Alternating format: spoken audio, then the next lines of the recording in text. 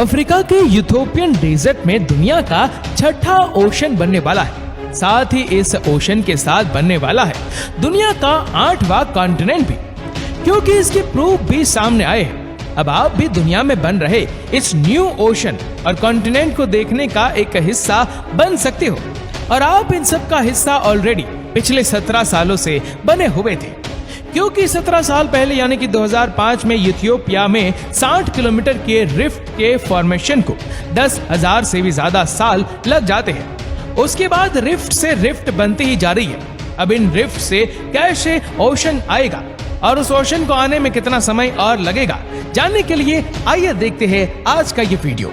जैसे कि हर कहानी और हर किस्से की कोई ना कोई शुरुआत होती है, बिल्कुल वैसे ही अफ्रीका में फॉर्म हो रहे इस ओशन की भी शुरुआत हुई थी साल 2005 में, जब साइंटिस्ट ने ये नोटिस किया कि इथियोपिया के अफार रीजन के अर्थ के 3 प्लेट यानी कि अफ्रीकन प्लेट, सोमाली प्लेट और अरेबियन प्लेट, जो साल प्रति साल एक दूसरे से दूर होती जा रही है।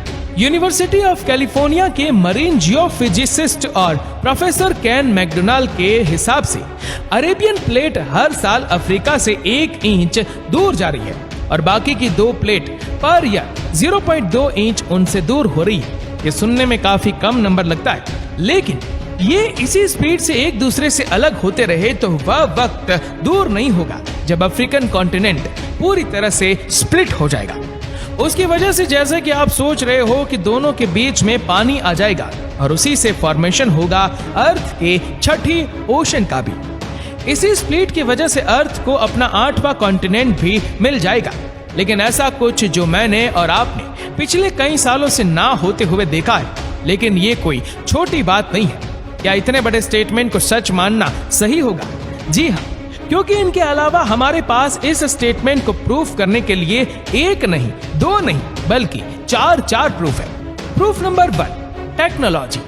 केन मैकडोनाल्ड के अलावा दुनिया भर के साइंटिस्ट भी अपने एडवांस जीपीएस टेक्नोलॉजी की मदद से इन प्लेट के मूवमेंट पर नजर डाले हुए, और उन लोगों का भी केन मैकडोनाल्ड जैसा ही कहना है कि हर साल ये प्लेट कुछ फ्यू मिलीमीटर दूर होती जा रही है। Proof number 2, rifts. आज से 17 साल पहले यानी कि 2005 में इथियोपियन डेजर्ट में एक 60 किलोमीटर का एक लंबा रिफ्ट फॉर्म हो गया था, और ताज्जुब की बात यह है कि 60 किलोमीटर के रिफ्ट को फॉर्म होने में सैकड़ों साल लग जाते हैं, पर यहाँ उतना ही लंबा रिफ्ट सिर्फ 10 दिन में फॉर्म हो गया। 2005 के 13 साल बाद यानी कि 2018 में बिल्कुल वैसा ही एक और रिफ्ट अचानक से फॉर्म हो गया in Kenya. Proof number 3, formation of east African rift. Geographic researchers के कुछ रिपोर्ट से पता चला कि अफ्रीकन और सोमाली प्लेट पिछले 30 मिलियन सालों से एक दूसरे से जुदा हुई जा रहे थे, और उन्हीं के जुदाई के कारण अब उन दोनों के बीच एक नया रिफ्ट फॉर्म हो चुका है, ईस्ट अफ्रीकन रिफ्ट। ये रिफ्ट इतना बड़ा हो चुका है कि अब तो ये सैटेलाइट से भी दिखने लगा है। Proof number 4, volcanic activity along the east African rift. ऊपर बताए गए यानी कि ईस्ट अफ्रीकन रिफ्ट के नॉर्दर्न एंड से लेकर साउदर्न एंड तक करोड़ों सालों से वॉल्केनिक एक्सप्लोजन आ रहे हैं। एटा एले, ऑल दोइनियो लेंगाई और डेलाफिला जैसे कुछ वॉल्केनोज तो 50 साल में कई दफा इरप्ट भी हो चुके हैं। तभी तो एफआर रीजन के वॉल्केनोज को पूरी दुनिया के मोस्ट एक्टिव वॉल्केनोज का टाइटल मिला है। इन वॉल्केनोज की बार बार इरप्ट होने की वजह से पूरे रीजन में अर्थ का अपर मोस्ट क्रस्ट बचा ही नहीं। फ्रीक्वेंट वॉल्केनिक एक्सप्लोजन की वजह से अब वहां अर्थ क्रश के बदले हर जगह बस रिफ्ट ही रिफ्ट और वॉल्केनिक रॉक्स ही नजर आते हैं। अब यहाँ पर वॉल्केनिक इरप्शन के कारण वॉल्केनिक रॉक्स का बनना तो समझ आता है, लेकिन उस बात से अर्थ क्रश का गायब हो जाना और रिफ्ट के पैदा होने का क्या कनेक्शन है?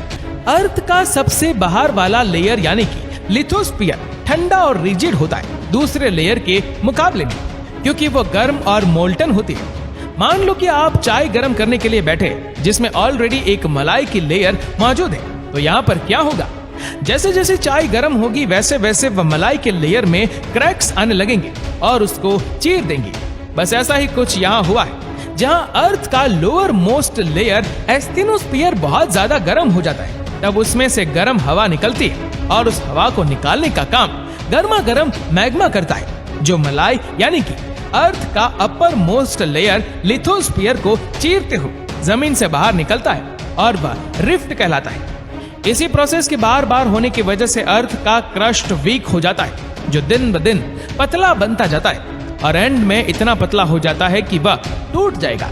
ऐसा ही आज से 300 मिलियन साल पहले हो चुका है। हम बात कर रहे हैं स्प्लिटिंग ऑफ पैंजिया। जिसे ना पता हो वह भी जान लो कि 300 मिलियन साल पहले अर्थ के सारे लैंड मैसेज एक ही कॉन्टिनेंट का हिस्सा हुआ करते थे और वह था पैंजिया, जिसे सुपर कॉन्टिनेंट के नाम से भी पुकारा जाता था, जिसे पैंथालेसा भी कहा जाता है। लेकिन एक वक्त के बाद जब उस कॉन्टिनेंट के बीच हॉट एलिमेंट्स जैसे कि सिलिकेट रॉक, मैग्नीशियम, एल्यूमिनियम और सिलिकॉन बाहर निकलने लगे, तब जहां जहां दो प्लेट के बॉर्डर मिलते थे वहां क्रैक्स आए और उनकी वजह से सबसे पहले पैंजिया के दो हिस्से हो गए, जिसका नाम पड़ा लॉरेशिया और गोंडवाना लैंड। उसके बाद वह दो हिस्सों में भी क्रैक्स आए और वह भी धीरे धीरे करके स्प्लिट्स हो गए। लेकिन क्या आप जानते हैं कि कई सदियों पहले भी जमीन में क्रैक्स आए थे, जैसे आज अफ्रीका में आ रहे, और तभी भी वॉल्केनिक इरप्शन हो रहे थे जैसे आज हो रहे।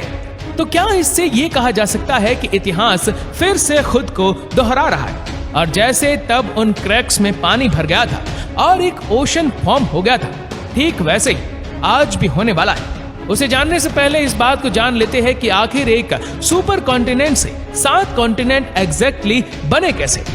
हम सब जानते हैं कि अर्थ के मैसिव स्लैब्स यानी कि तीनों टेक्टोनिक प्लेट्स लगातार मूव हो रहे हैं और उन्हीं मूवमेंट की वजह से हमारे कॉन्टिनेंट्स और ओशन भी मूवमेंट में ही रहते हैं।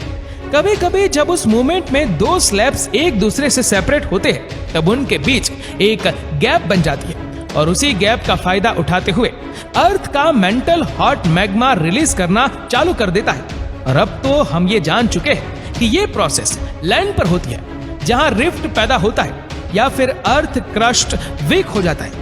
लेकिन यही सेम प्रोसेस ओशन के बीच में भी होता है, तो वहां एक माउंटेन फॉर्म होने लगता है या फिर अर्थ का या सी का एक न्यू लेयर या क्रस्ट बन जाता है।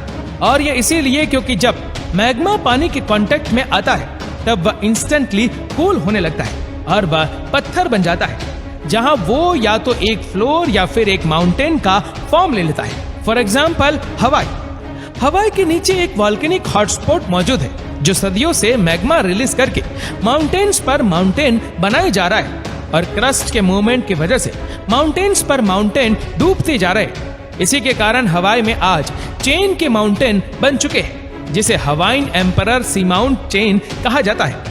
इस फॉर्मेशन ऑफ माउंटेन से एक चीज होती है जो है श्रिंकिंग ऑफ द ओशन का पूरा श्रिंक हो जाना। लेकिन ये कैसे हो सकता है? ये होता है क्योंकि जब जब एक लैंड फॉर्म होता है तब उसे जगह देने के लिए ओशन अपने कुछ लैंड अर्थ के क्रस्ट में धकेल देता है।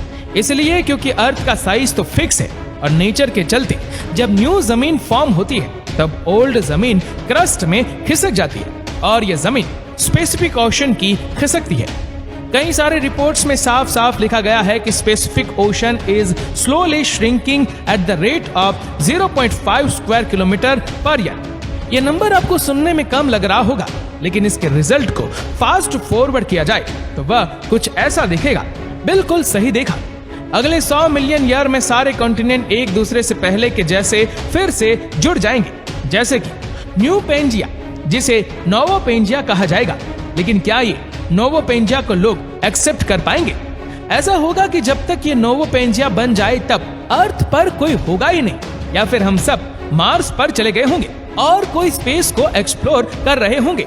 आपको क्या लग रहा है? हमें नीचे कमेंट करके जरूर बताएगा। और अगर आपको ये वीडियो अच्छा लगा हो तो इस वीडियो को लाइक करेगा, शेयर करेगा ज्यादा से ज्यादा लोगों तक, और ऐसे ही और भी रोचक जानकारियों के लिए सब्सक्राइब करें हमारे YouTube चैनल को और Facebook पर फॉलो करें हमारे पेज को। धन्यवाद।